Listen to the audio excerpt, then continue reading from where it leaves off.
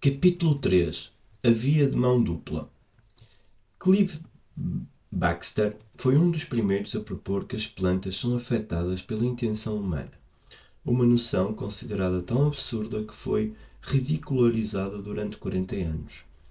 Baxter ganhou notoriedade a partir de uma série de experimentos para demonstrar que os organismos vivos leem e respondem aos pensamentos das pessoas.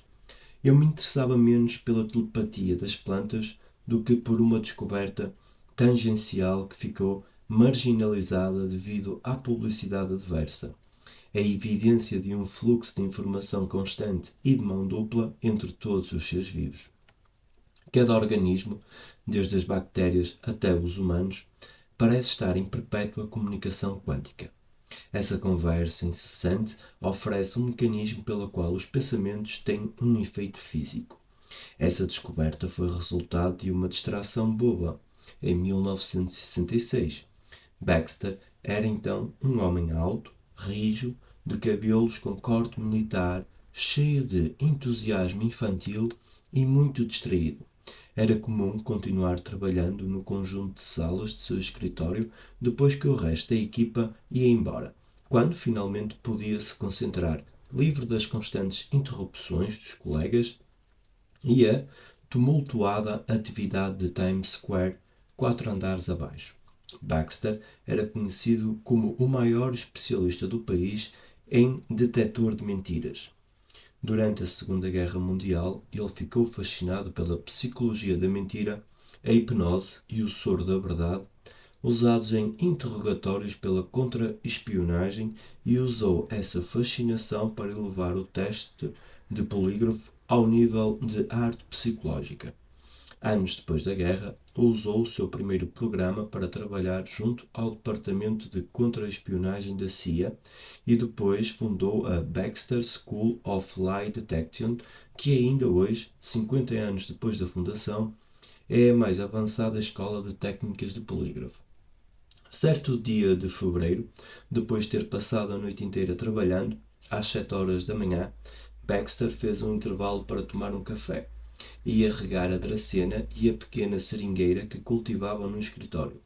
E, enquanto enchia uma lata de água, imaginou se seria possível medir o tempo que a água levaria para subir da raiz até às folhas, principalmente da dracena, que tem um caule grosso e muito longo.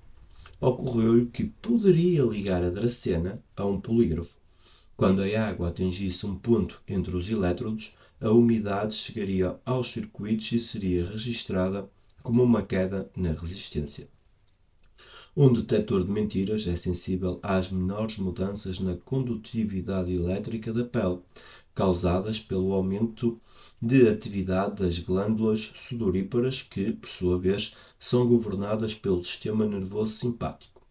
No teste de resposta galvânica da pele, GSR, ao polígrafo, o aparelho mostra a quantidade de resistência elétrica da pele, como o ohmímetro do eletricista registra a resistência elétrica de um circuito. O detector de mentiras monitora também as alterações da pressão sanguínea, da respiração e da força e contagem do pulso.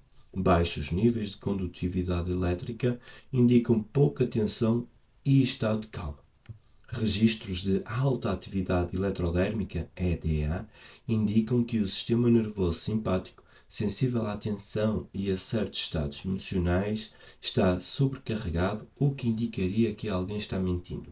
A leitura do polígrafo pode fornecer evidências de tensão do sistema nervoso simpático, mesmo antes que a pessoa submetida ao teste tenha consciência disso.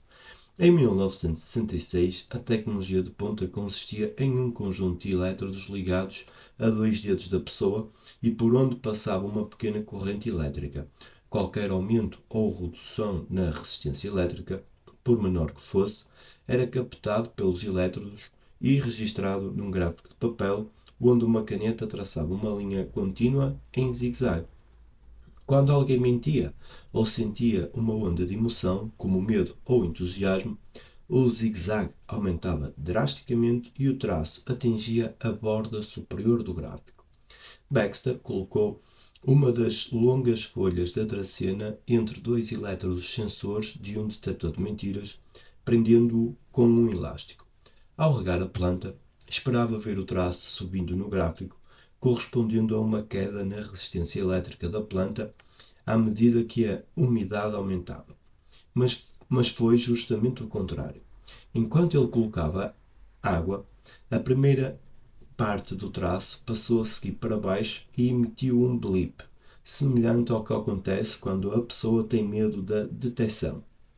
No final, Baxter estava testemunhando uma reação à moda humana, embora mais tarde viesse a saber que a cera de isolamento entre as células das plantas produz uma descarga elétrica que imita a reação de tensão humana no polígrafo. Ele pensou então que, se a planta estava apresentando uma reação emocional, ele teria de aplicar um estímulo emocional maior para aumentar a resposta. Quando uma pessoa é submetida ao teste do polígrafo, o melhor meio de determinar se ela está mentindo é fazer uma pergunta direta e provocativa, de modo que qualquer resposta além da verdade cause uma forte reação em seu sistema nervoso simpático. Por exemplo, foi você que deu 2 tiros no peito do José da Silva? Para causar um susto equivalente, Baxter precisava ameaçar o bem-estar da planta. Imergiu uma folha numa caneca de café, mas isso não causou nenhuma reação interessante e a linha no gráfico continuou seguindo para baixo. Se fosse uma pessoa sendo monitorada, Baxter concluiria que ela estava cansada ou entediada. Era óbvio que precisava aplicar uma verdadeira ameaça e iria acender um fósforo e queimar a folha. No mesmo instante em que teve esse pensamento, a caneta do gráfico deu um pulo para cima, quase saindo fora do papel. Ele não tinha queimado a planta, mas apenas pensando nisso. A julgar pelo polígrafo, a planta tinha percebido o pensamento como uma ameaça direta e registrou um medo extremo. Ele correu à escrivaninha da secretária, na sala ao lado, procurando um fósforo. Quando voltou, o polígrafo ainda registrava o medo da planta. Ele passou o fósforo aceso sobre uma das folhas e a caneta continuou marcando um zigue-zague enlouquecido. Quando Baxter voltou a guardar os fósforos na mesa da secretária, o traço se acalmou e voltou a uma linha quase reta. E ele não sabia o que fazer com aquilo. Havia tempos que era atraído pela hipnose, pelas ideias sobre o poder do pensamento e pela natureza da consciência. Havia até realizado muitas experiências com hipnose quando trabalhava com o corpo de contra-espionagem do Exército e com a CIA na campanha para detectar o uso de técnicas de hipnose na espionagem russa. Mas isso era ainda mais extraordinário. Parecia que a planta tinha lido o seu pensamento. E ele nem ao menos gostava muito de plantas. Isso só poderia ter ocorrido se a planta possuísse algum tipo de percepção extrasensorial muito sofisticada, ligada ao ambiente e capaz de receber muito mais que a simples informação sensorial da luz e da água. Baxter modificou o equipamento para amplificar os sinais, de modo a registrar as menores alterações elétricas nas plantas. Ele e o seu parceiro Bob Hanson dedicaram-se a repetir o experimento inicial. Passaram 1 ano e meio verificando como outras plantas do escritório reagiam ao ambiente e descobriram várias características. As plantas aprenderam a reconhecer as idas e vindas dos seus cuidadores e, mantendo uma espécie de territorialidade, não reagiam aos eventos nas outras salas perto do laboratório. Pareciam até reconhecer Pete, o Doberman Pinscher de Baxter, que passava o dia no escritório. O mais interessante é que parecia haver um fluxo constante de informação em mão dupla entre as plantas e os outros seres vivos no ambiente. Um dia, Baxter fervia água na chaleira para fazer um café e notou que havia posto água demais. Quando ele despejou o excesso na pia, viu um registro de intensa reação nas plantas. A pia não era lá muito higienizada. Na verdade, o ralo não era limpo havia meses.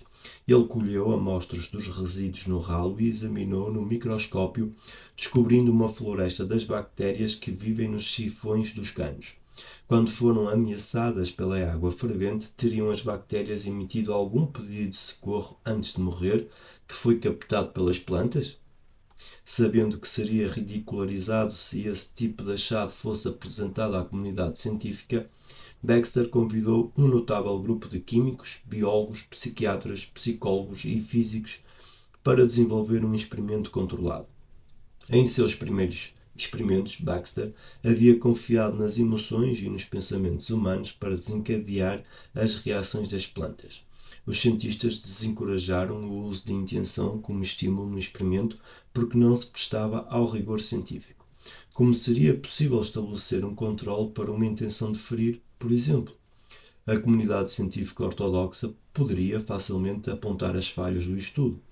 Ele precisava criar um laboratório isolado de quaisquer outros seres vivos para ter a certeza de que as plantas não sofreriam distrações, por assim dizer.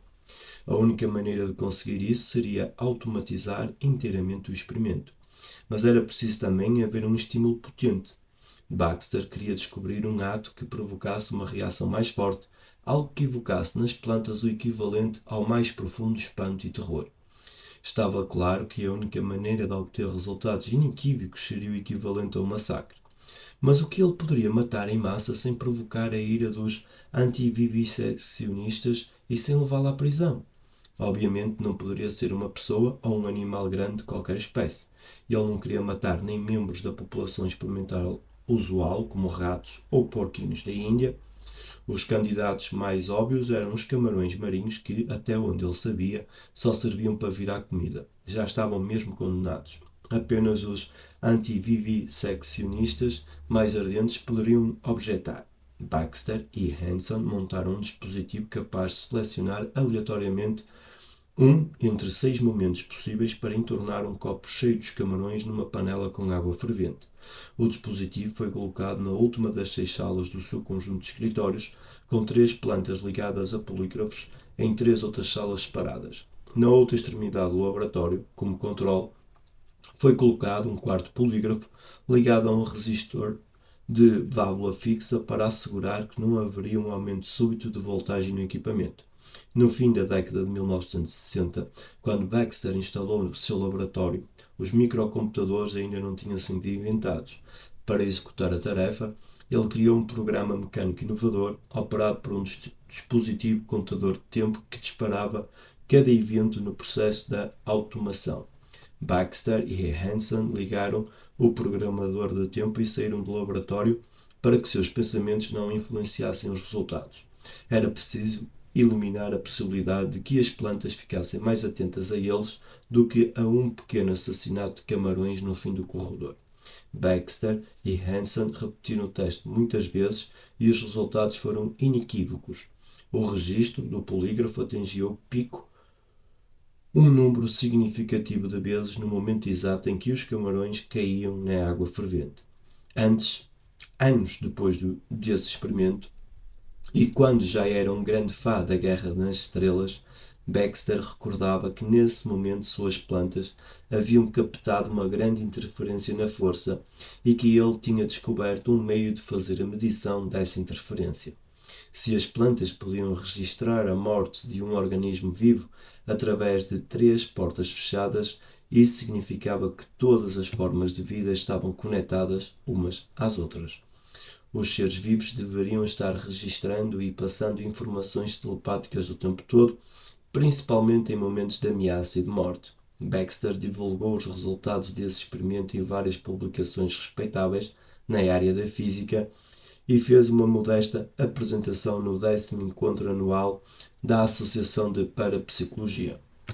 Os parapsicólogos reconheceram a contribuição de Baxter e repetiram o experimento em vários laboratórios independentes, notadamente o do russo Alexander Dubrov, doutor em botânica e fisiologia das plantas. Sua descoberta foi exaltada até no best-seller intitulado The Secret Life of Plants. Contudo, entre a liderança da comunidade científica, sua pesquisa foi taxada de risível, muito porque ele não era um cientista tradicional e foi ridicularizado com o que veio a se chamar o efeito Baxter. Em 1975, a revista Esquire lhe conferiu um prémio das 100 realizações duvidosas com o título Cientista afirma que iogurtes conversam. Todavia, nos 30 anos seguintes, Baxter ignorou as críticas e continuou com as suas pesquisas, além do trabalho com polígrafos, enchendo as gavetas de arquivos do escritório com estudos do que ele chamava de percepção primária. Encontrou evidências de reação aos altos e baixos emocionais humanos, principalmente a ameaças e outras formas de intervenção negativa em espécimes tão variados quanto paramécios, culturas de fungo, ovos e, de fato, iogurte. Baxter chegou a demonstrar que os fluidos corporais, como amostras de sangue e de sêmen colhidas dele e de seus colegas, registravam reações que espelhavam o estado emocional dos doadores. As células sanguíneas de um jovem assistente de laboratório reagiram intensamente quando ele abriu a página central da Playboy e viu a foto de Bo Derek nua. Essas reações não dependiam da distância. Qualquer sistema vivo ligado ao polígrafo reagia de modo similar aos seus pensamentos, estivesse ele no laboratório ou a quilómetros de distância. Esses sistemas agiam como bichinhos de estimação em constante comunicação com os donos. Os organismos não apenas registravam seus pensamentos, mas se comunicavam telepaticamente com todas as coisas vivas presentes no ambiente. As bactérias vivas no iogurte apresentavam uma reação à morte de outros tipos de bactérias, e o iogurte chegou a evidenciar um desejo de ser alimentado com mais bactérias. Os ovos registravam um grito de alarme seguido de resignação quando um deles era jogado na água fervendo. As plantas pareciam reagir em tempo real e qualquer quebra de continuidade com os seres vivos no ambiente. Pareciam reagir até ao momento em que os seus cuidadores decidiam voltar ao escritório quando estavam fora. A principal dificuldade era desenvolver experimentos que demonstrassem os efeitos cientificamente. Embora o seu laboratório não fosse completamente automatizado, quando ele saía do prédio, as plantas permaneciam em conexão por mais longe que ele estivesse. Se Baxter e o seu parceiro estivessem num bar a uma quadra de distância durante um experimento, as plantas reagiam, não à morte de camarões, mas à maior ou menor animação das conversas deles. Ficou tão difícil isolar as reações a eventos específicos que ele passou a desenvolver experimentos para serem realizados por outras pessoas em outro laboratório. Outro grande problema persistia: a repetição exata. Os testes exigiam verdadeira dedicação e espontaneidade. Ele descobriu isso quando o famoso vidente Ingo Swann visitou seu laboratório em outubro de 1971. Swann queria repetir o experimento inicial de Baxter com a dracena. Como era de se esperar, o registro no polígrafo atingiu o pico quando Swann pensou em queimar a planta com um fósforo. Mas quando Swann tentou de novo, a planta reagiu e logo parou. "O que é isso?" Swann perguntou. "Sei lá", disse Baxter, dando-lhe de ombros. O pensamento que ocorreu a Swann foi tão absurdo que ele custou a falar. "Você acha", disse ele, "que a planta sabia que eu não tinha a intenção de queimar a folha? E por isso não tinha motivo para ter medo?" "É você que está dizendo isso, não eu", respondeu Baxter. "Experimente pensar em alguma outra coisa ameaçadora." Swann pensou em colocar ácido no vaso da planta. A agulha do polígrafo começou a subir e a descer num zigue-zague enlouquecido. Em seguida, a planta pareceu entender que Swann não tinha essa intenção, e o polígrafo mostrou um traço mais reto. Ainda assim, Swann, que adorava plantas e acreditava em sua sensibilidade, ficou admirado ao pensar que as plantas podiam aprender a diferenciar entre uma intenção humana verdadeira ou falsa, uma curva de aprendizado da planta. Embora restem algumas questões sobre os métodos de pesquisa não ortodoxos de Baxter, a grande maioria das evidências depõe muito a favor de algum tipo de responsividade e sintonia ou até sensibilidade em todos os organismos, por mais primitivos que sejam. Mas, para meus objetivos, a verdadeira contribuição de Baxter foi descobrir a comunicação telepática entre todos os seres vivos e o ambiente. De algum modo, há um fluxo constante de mensagens que são enviadas, recebidas e respondidas.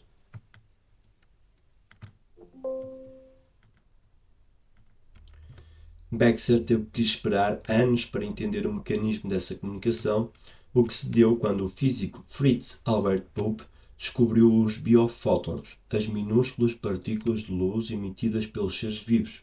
De início, Pope pensou que um organismo vivo usava emissões de biofótons apenas como um meio de sinalização instantânea e não local de uma parte do corpo para outra, para enviar informação sobre o estado geral de saúde do corpo, por exemplo, ou os efeitos de determinado tratamento. Mas depois Pope ficou intrigado com o mais fascinante de todos os efeitos. A luz parecia ser um sistema de comunicação entre seres vivos. Em experimentos como o da Daphnia, uma pulga d'água comum, ele descobriu que as fêmeas observiam a luz emitida pelas outras e emitiam padrões de interferência de ondas, como se acrescentassem mais informações à luz recebida. Pope concluiu que essa atividade poderia ser um mecanismo que habilitava as fêmeas a permanecerem juntas no enxame, numa comunicação silenciosa, como uma rede invisível para mantê-las juntas. Ele passou a examinar as emissões de luz entre dinoflagelados, as algas luminescentes que produzem fosforescência na água do mar. Na escala evolucionária, esses organismos unicelulares se situam entre os animais e as plantas. São classificados como plantas, mas se movimentam como animais primitivos. Pope descobriu que a luz de cada dinoflagelado estava coordenada com as dos seus vizinhos, como se levantassem uma lanterninha acesa ao exato momento que se esperava de cada um deles. Colegas chineses de Pope haviam posicionado 2 amostras dessas algas para que vissem umas às outras através de uma veneziana e observaram que as emissões das 2 amostras eram sincronizadas. E esses pesquisadores concluíram que haviam testemunhado um meio de comunicação altamente sofisticado. Não restava dúvida de que as 2 amostras estavam enviando sinais uma para a outra. Parece que esses organismos registravam também a luz de outras espécies, embora a maior sincronicidade ocorresse entre os membros da mesma espécie. Assim que as ondas de luz de um organismo eram absorvidas por outro organismo, a luz do primeiro começava a trocar informação em sincronia. Os seres vivos pareciam se comunicar também com o ambiente. Pope descobriu que, quanto mais bactérias presentes, maior a absorção de luz. Até a clara e a gema pareciam se comunicar com a casca do ovo. A comunicação ocorre mesmo depois de que um organismo é cortado em pedaços. Gary Schwartz cortou uma tira de feijões de corda, colocou-os a distâncias variando de 1 a 10 milímetros e fotografou as partes com uma câmara NSF-CCD emprestada. Usando um software para realçar a luz entre os feijões, descobriu que havia tanta luz que os feijões pareciam estar unidos de novo. Mesmo com a tira cortada em pedaços, as partes mantinham a comunicação. Talvez esse mecanismo seja responsável pela sensação dos membros fantasmas relatada por pessoas que sofreram amputação. A luz do corpo continua a se comunicar com os vestígios do membro amputado. Assim como Baxter, Pope descobriu que os seres vivos mantêm uma estranha sintonia com o ambiente por meio de emissões de luz. Um colega de Pope, o professor Wolfgang Klimek, diretor do Ministério de Pesquisa do governo alemão, desenvolveu um experimento engenhoso para investigar se as criaturas como algas tinham consciência de distúrbios anteriores no ambiente. Ele preparou 2 recipientes com água do mar e sacudiu um deles. 10 minutos depois, quando a água que tinha sido agitada voltou a ficar parada, ele colocou dinoflagelados nos 2 recipientes. Subitamente, as algas colocadas na água agitada aumentaram as emissões de fótons, que é um sinal de tensão. As algas pareciam estar conscientes das menores mudanças no ambiente até as ocorridas no passado e reagiam com alarme. Outro colega de Pope, o psicólogo holandês Eduard van Wyk, quis saber até onde se estendia essa influência. Um ser vivo registra a informação de todo o ambiente e não simplesmente entre 2 entidades em comunicação. Quando um curador envia uma intenção, por exemplo, até onde vai o seu campo de influência? Ele afeta apenas o alvo ou tem um efeito de estilhaços, afetando os organismos vivos que estão perto do alvo.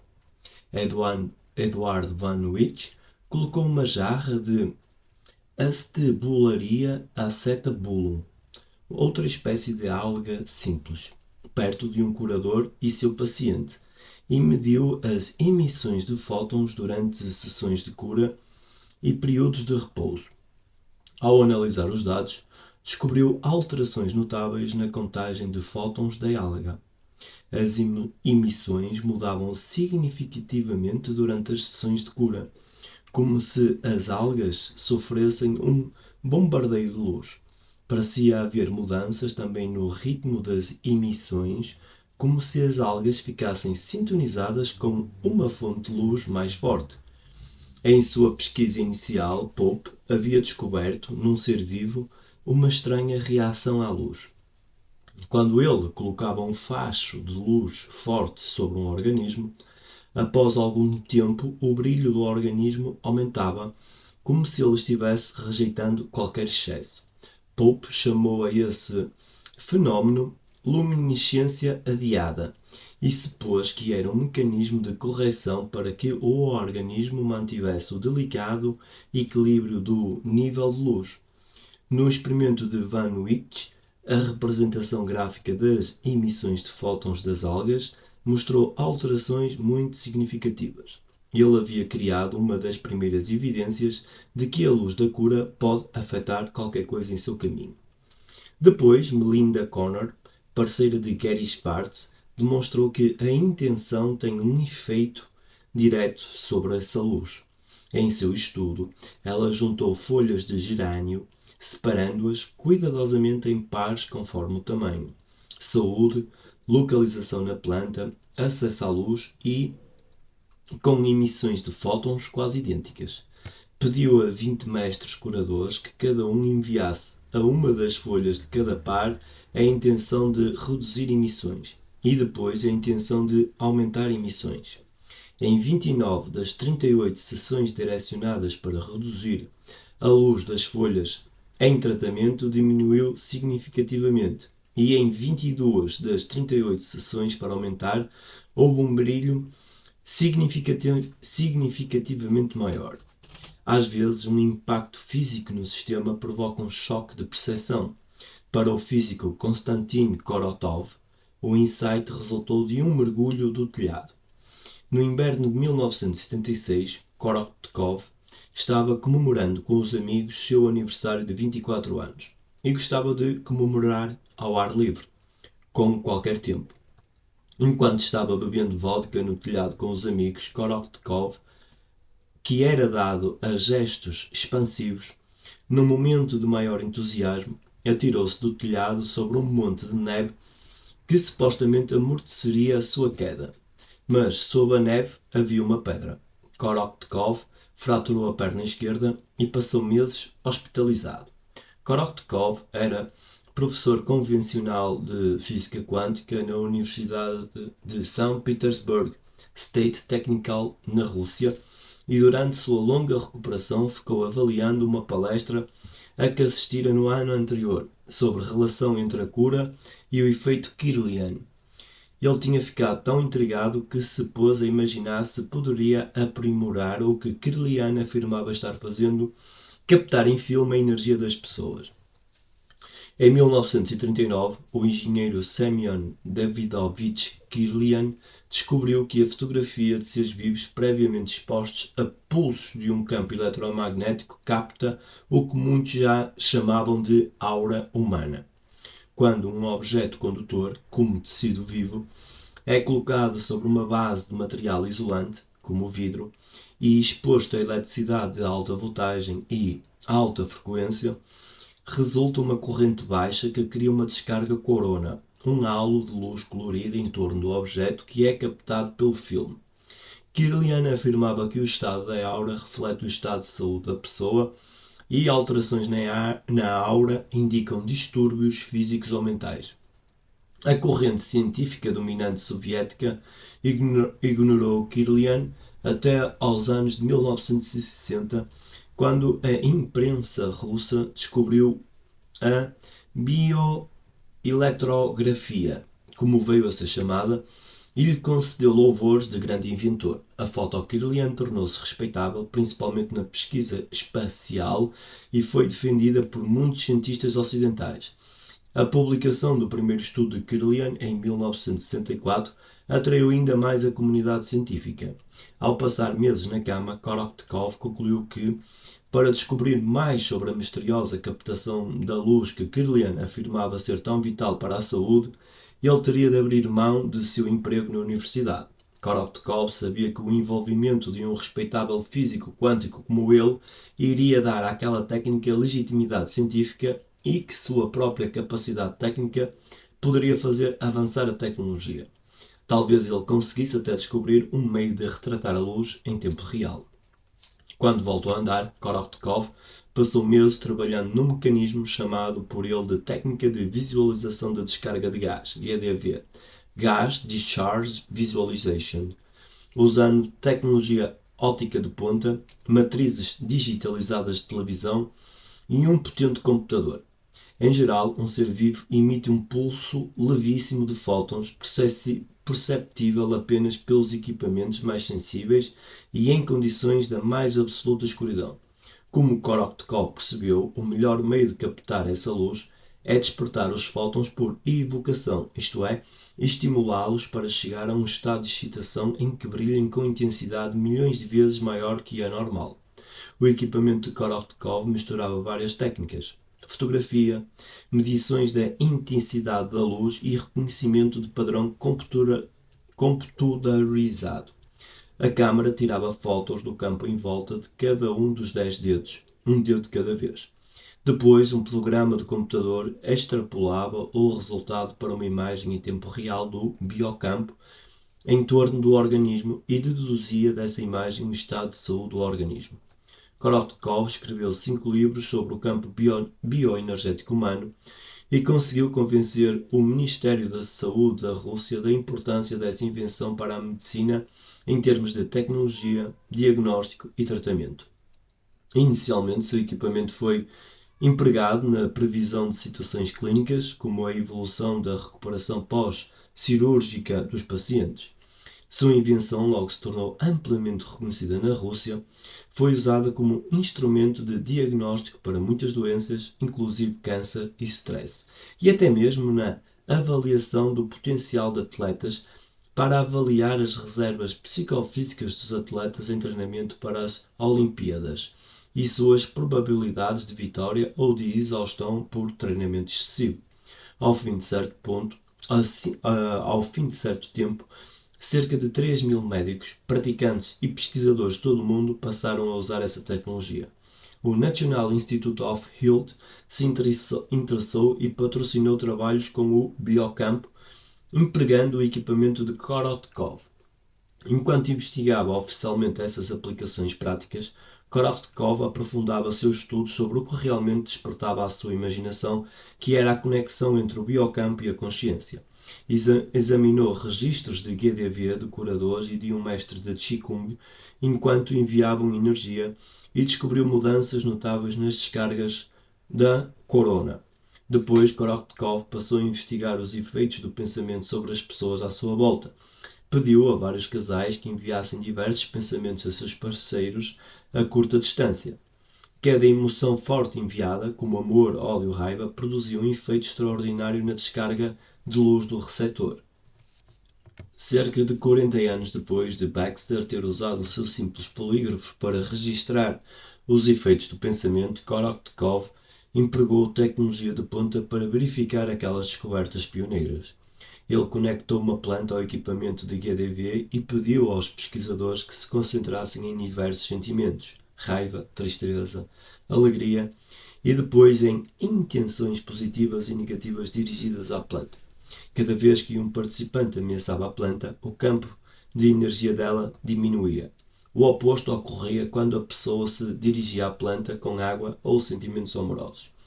Devido em grande parte à falta de credenciais de Baxter no meio científico, suas contribuições não foram reconhecidas Ele encontrou uma primeira evidência de que os seres vivos mantêm uma via dupla de informação constante com o ambiente, o que os capacita a registrar todas as nuances do pensamento humano. Foi preciso o conhecimento mais avançado dos físicos Fritz Albert Pope e Konstantin Korotkov para desvelar o verdadeiro mecanismo dessa comunicação. Suas pesquisas sobre emissões quânticas de luz em organismos deram resignificação aos achados de Baxter. Se os pensamentos são outra corrente de fótons, é perfeitamente plausível que uma planta possa captar os sinais e ser afetada por eles. As obras de Baxter, Pope e Korotkov sugerem algo profundo sobre o efeito da intenção. Cada pensamento pode aumentar ou diminuir a luz de outro ser.